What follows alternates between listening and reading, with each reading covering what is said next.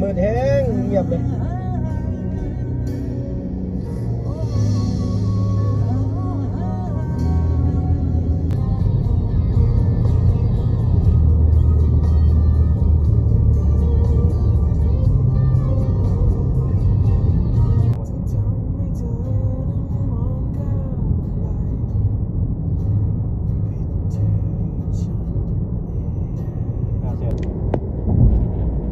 สบายดีวันนี้เดินทางมาที่วังเวียงเด้อทุกคนวันนี้พาทุกคนมาเบิ่งวังเวียงบ่ได้มาโดนละได้หอบหาปี6 ปี วันนี้ได้มาไกลมื้อนี้หลังจากหลายๆคลิปกับพาเบิ่งแต่ในนครหลวงเวียงจันทน์วันนี้ออกมาทางแขวงเวียงจันทน์เด้อทุกคนวันนี้เดี๋ยวจังสิถ่ายบรรยากาศของวังเวียงให้เบิ่งเนาะ เรือรถคันนี้เนี่ย บอนนี้เป็นแบบ แบบเทปใหญ่เลยนะแบบพ่อแนมเบิ่งมันเป็นแบบเลยก่อน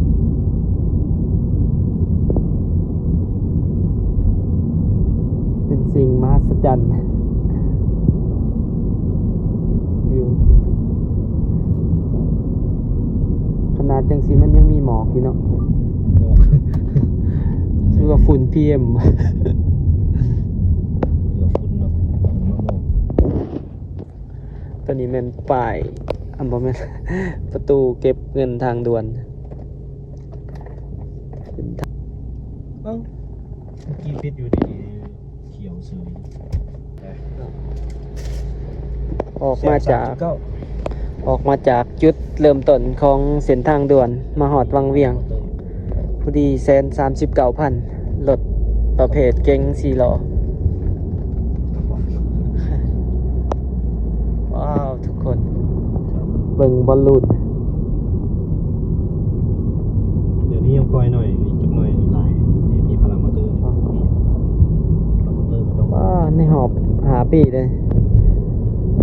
มาปีน่ะมาตอนสวยๆบ่ทันเห็นบ่เคยเห็นหมอกจังซี่จักเทื่อเลย พี่มีวัดคลับเลยเนี่ย ว่า วัดคลับเนี่ย เป็นแบบ วัดเป็นเปิด มีเทคมีหารบันเทิงหลายเดี๋ยวนี้อยู่วังเวียง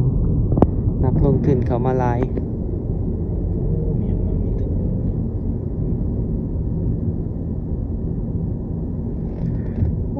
เป็นแบบกำแพงเลยนะแบบกำแพงเลยเนาะเป็นภูพานเนาะนี่แหละความสวยงามของธรรมศาสตร์ เรียกผมน้อยหนาไหม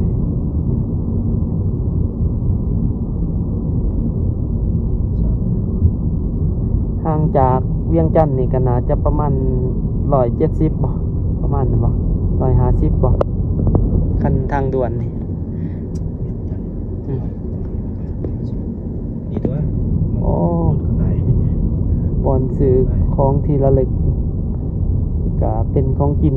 แบบของชาวบ้าน เริ่มเข้าสู่ทางกรุงแล้ว เติมเข้าสู่วังเวียงซิตี้ อันนี้วังเวียงคือวังเวียงทางเมื่อกี้มันยังเป็นทางจีนเนี่ยทางลาวจะเป็น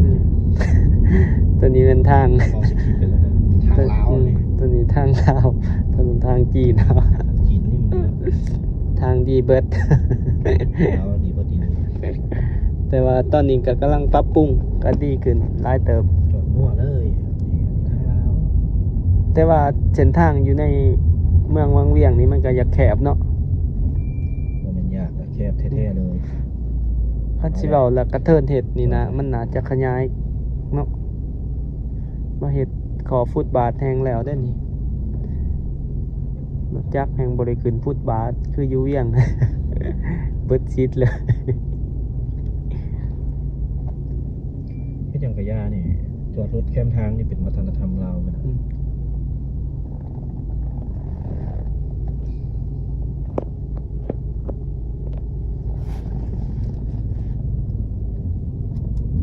จา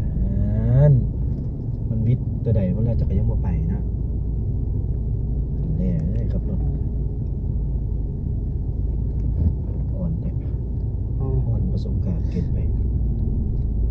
แต่สิดาดนะมันบ่ดาดดอก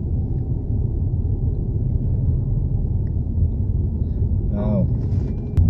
อะไรมึงจอดรถ โอ้ยแบบในกับ เยี่ยม เจ้าจอดรถงามหลาย โอ้โมนี่ก็มาจอดจังสิอีกโมนี่ก็มาจอดรถไฟฟ้าแนวนี้อีกแนวก็กำลังแซงกันยากโอ้ยทางแคบแห้งพี่น้องบ่แม่นเว้าให้ได้มันอยาก ทางแคบบ่ว่าดอก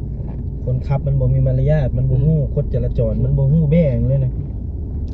ในหัวมีแต่ขี้มันจะขับรถแล้วก็จับรถมาเลยที่จริงฟุตบาทแบบนี้อันตรายนะ อืม บ่ควรเฮ็ดเลยต้องแซงรถทุกใดคันนี้มันได้ครับขี่รถเนาขี้ขาดขี้กาแห้งขี้กาอันนี้ที่จอดตายแล้วนี่จอดพับแวนนี่ คือว่าแล้วมันฟุตบาทอยู่วังเวียงมันมีความจำเป็นต่อการย่าง มีความจำเป็นแต่ว่าเจ้าควรเบิ่งความเหมาะสมมันหลายคนเป็นสิเฮ็ดหยังก็เฮ็ดใส่ไปซื่อๆนี่วัดนี้งามเลยไปอินใช่ไหม อันนี้วัดยังนี่วัด วัดศรีสุมัง ศรีสุมังคลาราม ไปก็เบิ่ง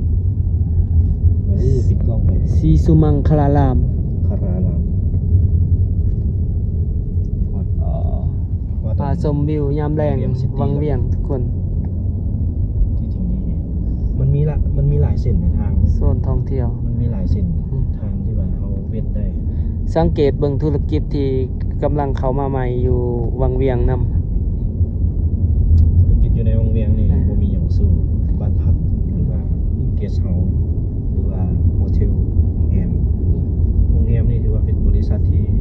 เป็นธุรกิจที่ถือว่าดีสุดอยู่ในวงเวียงแล้วห้องลงมาก็จะเป็นเกี่ยวกับกิจกรรมมีอย่างมีบอลลูนพารามอเตอร์มีเงื่อน แต่ว่า ขยายทางนี้เขาขยาย แต่ว่าคือยังบ่ทันเห็นอันนั้นโอ้เห็นแหละบิงซุน นี่หานบิงซุนเป็นหานน้ำชายังนี่ที่ว่ามาติดที่ตลาดอยู่ลาวมีเกือบ ทั่วประเทศละ อยู่ทางสารวัตรปากเซก็มีแล้ว มีเชียอย่างนี้ มีเชียแล้วก็มันจะเป็นหันน้ำซ่าเนี่ยที่ว่าเขาเจะมาเปิดอยู่ลาว จอดรถนี่ หลาย จอดรถได้จุดส้นเตียนมาก ถือว่ากำลังเฟื่องฟูเนาะวังเวียงกะ กำลังมักอากาศอยู่พี่มันคือมันห้อนกำลังมันจะมักเนี่ยมันห้อนแล้วเขาก็ไปเล่นกิจกรรม ทางซอยแต่ละซอยก็กำลังปรับปรุง ปูยางสั้นดีเลยถือว่ามาเที่ยวนี้นี่หนทางดีหลายเลยมา 2-3 เดือนแล้วนี่รู้สึกว่าเนาแห้งอีหลีในช่วงหน้าหนาวแต่ว่าเดี๋ยวนี้เขาจะเริ่มปรับปรุงหนทางนี่เพียงมาแล้วดีมาแล้วสามารถขี่รถต่ำมาได้แล้วก่อนหน้านั้นก็คือไผ่กับมาจม แต่ว่าพวกขับรถวิบากนี่ยิ้มใส่พวกนี้ พวกรถวิบากมัก ร นะ ถวิบากรถนั่นนี่ก็ป่าเลยสาวพีแม่ครับไม่สวยนี่งามอีก300ขี่ไปแล้วคนโอ้โห โอ้วัด อันนี้วัดวังเวียงชื่อวัดวังเวียงเลย วัดวังเวียง วัดบ้านวังเวียง วัดวังเวียงบ้านวังเวียงเมืองวังเวียง มาหาปีก่อนนี่ก็พอรู้สึกว่าเห็นวังเวียงบ่ชัดเจนปานใดมาตอนนั้นเพราะว่ามันหอนหลาย มาแต่นี่ก็รู้สึกว่ามันรู้สึกว่ามีความแตกต่างหลายอย่างนี่ เดี๋ยวไปนั่งแคมป์น้ำกัน อ่ะ แต่ว่าตอนนี้ก็คือติดต่อหาเขากัน เดี๋ยวติดต่อ เขาสอยร่วมพระบาท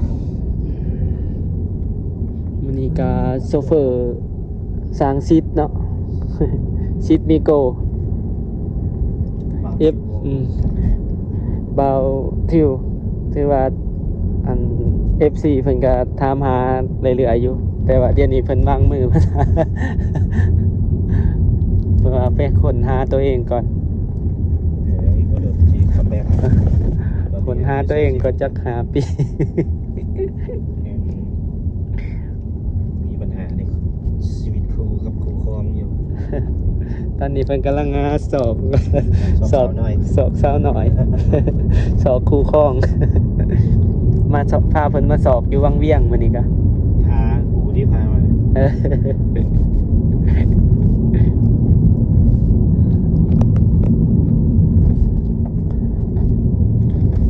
มื้อนี้กับพาทุกคนมาเบิ่งผู้สาวสาวลาวเลย อยู่วังเวียงมื้อนี้แต่มาเบิ่งทางเช้า ตลาดบางเวียงตลาดใหญ่ตลาดเช้าตลาดแรง ตลาดวังเวียง เดี๋ยวไปเบิ่งฝรั่งแล้วก็สาวลาวมื้อนี้ ตลาดเล่นน้ำคือสิเอาเนาะอยู่ข้างนอกเนาะ อืม เอาขี่รถนี้เอาเปิดแอร์ก็เย็นอยู่ เอ แล้ว อ แต่เวลาลงไปนี่รู้สึกเนี่ยนี่ก็คือเด็กน้อยบางเวียงนี่บ่ขี่แล้วได้รถถีบอ่ะจะมีรถสกูตเตอร์ไฟฟ้านี่น้อยๆนี่ซิ่งเป็นซิ่งแน่ ไม่ ไวนั่นน่ะ มีแบบธนาการ เปลี่ยนไป 50กิโลเมตรต่อชั่วโมงเลยถ้าวางกับขี่เข้าไปเบิ่งสถานีรถไฟบางเวียง ครัวฝาวังเวียง เขานี่เขาฟัง แต่ก่อนมันมีครัวสีสมเนาะ ขวาส้มมันเขาเปลี่ยนแล้วเปลี่ยนเป็นขวาสีแต่ว่าบ่งามแล้ว แต่ก่อนถือว่าเป็น สัญลักษณ์ของวังเวียงเลย signature ไฟมาก็ต้องนี่เป็นบอลจอดรถเฮาลงมาค่าฝากรถ20,000เนาะรถใหญ่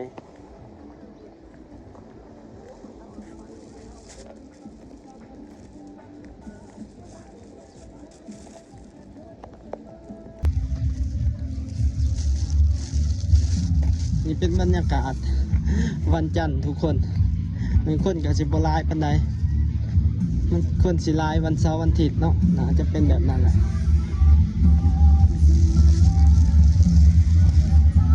เดี๋ยวไปเบิ่งชมบรรยากาศ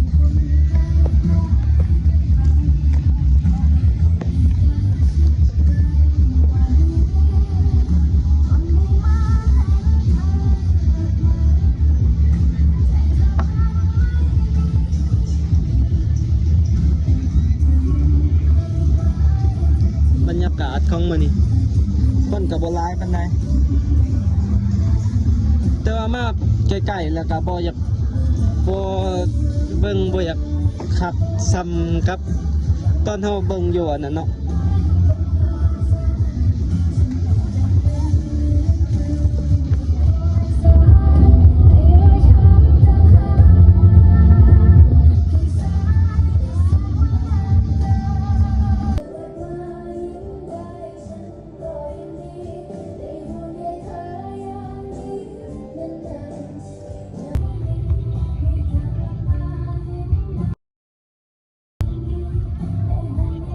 โอ้คนเฮานั่งนี่พุ่น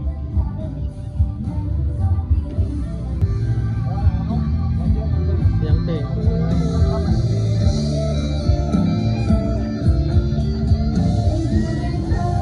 มีเหลี่ยมอีกแล้ว กว่า มันตื้อแม่มันตื้อที่ไหนก็แหละ 200,000 200,000 4ก็แม่ให้ว่าอ่านไม่กันเลย ต่อได้หา ไอ้เกี่ยวในเซนหา นี่บ่ไอ้เราบอกมึงนะ แล้วมาจากคนแล้วมาอยู่เทิงปอยอยู่เทิง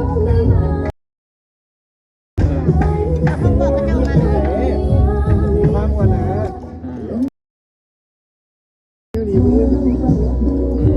ว่าไป มาเบิ่งบอลนี่เป็นลานบอลเขาเจ้าลินบอลเขาเจ้าขึ้นพารามอเตอร์ พารามอเตอร์นี่มันต้องขึ้นนี่มองแลนดิ้งเดินอันสนามเนี่ยก็เดินมาวิวดีขนาด แนมเบิ่งหน้าพาบอล เอาน้ำเลย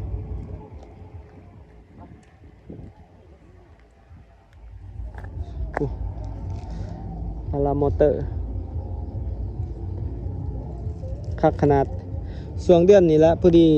สุ่มซืนฝนกำลังตกลงมาแน่ละหญ้าก็เริ่มเขียว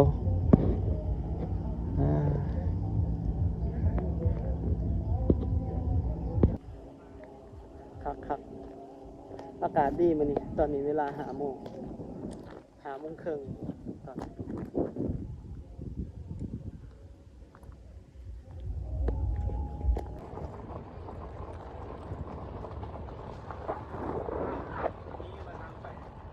กูแล้ว เฮ้ยมันเป็นทางอ้อมดิ ขี่มาถ่ายรูปซื้อขี่มาเบิ่งอันนี้มันจบ อ๋อฝั่งละมอเตอร์โอ้ยังเหมือน โอ้ ด้วย ย รอ ดี ไว้ งาม ด้ เล วย ยรอเลยตอนนี้ ยอดแล้ว ไอ้ทางนี้มีทางออกเหรอ มีแต่อ้อมดิ น้ำคือยังมานำกันกับมึง เอ้ย โอ้นี่พาราบัตเตอร์ดิลงตัวเอาเลยนี่ โจ้ ทำลงเลยนี่ เขาจะลง อยู่ยังซี่นี่กูบอกเลยแหละแต่ละมื้อแม่งมีแต่ต้มอะไรที่สั่ง นี่บอดลงอันนี้มันลังมันตัวลงกูบอกยูทาฮาดีพาเบิ่งมันลงไหม โอ้ยมันชิมืดแล้วเชียวโอ้เย็นดีก็เลยเว้ย ยังตัวบอลมาแล้ว กาดมองมือเนี่ย ไป อากาศเย็นดีมาเที่ยวเดือนนี้นี่พอดีเดือนหน้านี่หญ้าเขียวสะอุ่ม หน้าฝนไปทำมาแล้วเมีย เออมันเห็นหมอกยามเช้าแบบ กูต้องหมอกยิ่งเศร้ามีฝนมีหมอกปั๊บอยู่เนี่ย เออ มีทะเลหมอกนะ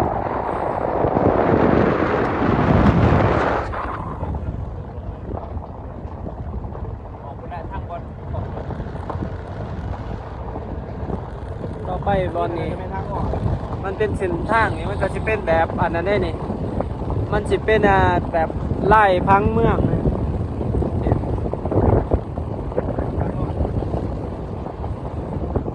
เปลี่ยนลมยางไม่ได้มา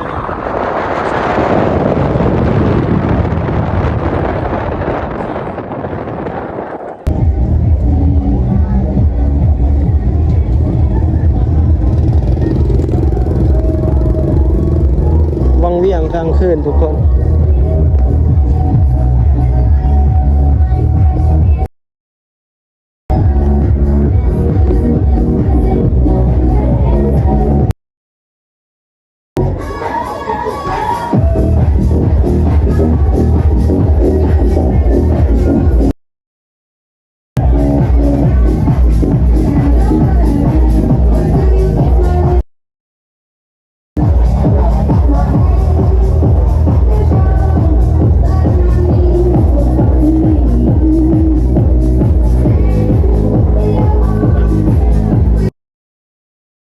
หานดังซากุระ